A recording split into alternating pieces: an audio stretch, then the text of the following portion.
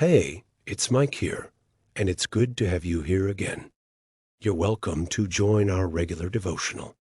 Today, Pastor Davidson wrote on, "The dimension of Ascension. We trust that your life will not remain the same after today's message." So, sit back and let's jump into it. Anyone who has knowledge and understanding of the truth will be able to outperform others.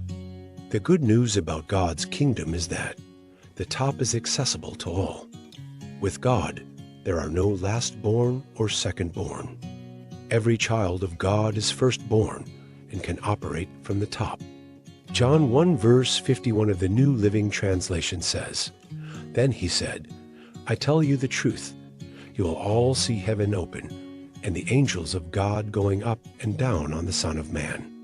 The one who is the stairway between heaven and earth. Some dimensions do not just open up to you as you walk with God. The kingdom is governed by laws, and you will remain in the same location until you comply with them. While on earth, Jesus Christ, our perfect example, demonstrated this. He lived a human life, not a divine life, contrary to popular belief. He prayed constantly to God for God's will to be done in the world throughout his life. Jesus realized that his body was God's house. He served as a bridge and portal between heaven and earth as a house. This is how Christianity works. God's desire is for every believer, not just a few, to be the open gate through which what happens in the heavenly realm is replicated here on earth. The world will not respect the message of the gospel we proclaim until this is accomplished. 1 Corinthians 2 verse 4 Berean literal Bible says, "And my message and my preaching were not in persuasive words of wisdom, but in demonstration of the Spirit and of power." The dimension of ascension is the highest level at which we can live as God's sons. Angels descend and ascend upon an individual in this dimension. When angels ascend, they have completed a specific assignment, and when they descend, they are ready to begin a new assignment on earth through that gate, the sons of God. In the Old Testament, Jacob at Bethel had a dream in which a portal was open.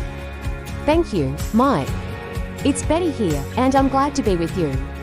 The ladder reached the heavens, and God stood at the top. Angels ascended and descended the ladder. In Genesis 28 verse 4, it says, "And your seed will be as the dust of the earth, and you will multiply to the east and to the west and to the north and to the south. And in you and in your seed, all the generations of the earth will be blessed." God's intention is for each of his sons to be a blessing to the world they represent.